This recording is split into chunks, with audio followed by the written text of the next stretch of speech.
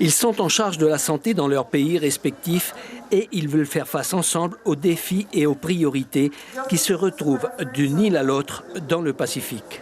La communauté du Pacifique a parlé du fonds vert, de l'accessibilité au fonds vert, c'est-à-dire d'avoir des financements, de pouvoir avoir des financements pour la santé.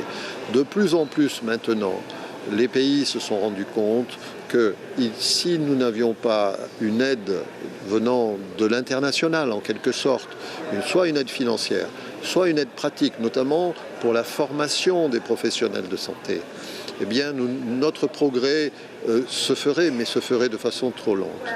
Des moyens financiers par la communauté du Pacifique Sud et un soutien technique apporté par l'Organisation mondiale de la santé. Pour la première fois, ce congrès se tient dans un pays français. Tous les 2 ans, les ministres se réunissent pour évaluer les progrès vers cette vision et pour décider des axes d'action pour l'avenir. Et donc il y a un cadre d'évaluation qui est discuté et puis des sujets importants pour le Pacifique comme la sécurité sanitaire, les maladies non transmissibles.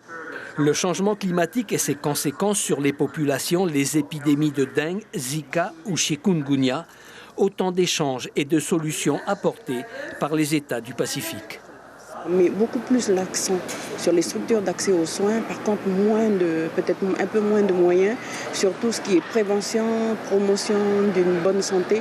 Et c'est toute la difficulté aujourd'hui que rencontrent tous les pays du Pacifique à travers le développement des maladies non transmissibles, comme l'obésité, voilà, donc toutes ces maladies qui sont liées à des comportements, à des mauvais comportements et qu'on pourrait éviter.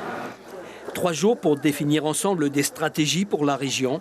Cette année, le congrès accueille 2 nouveaux membres, l'Australie et la Nouvelle-Zélande. L'information en continu sur Polynésie la première, Internet et réseaux sociaux.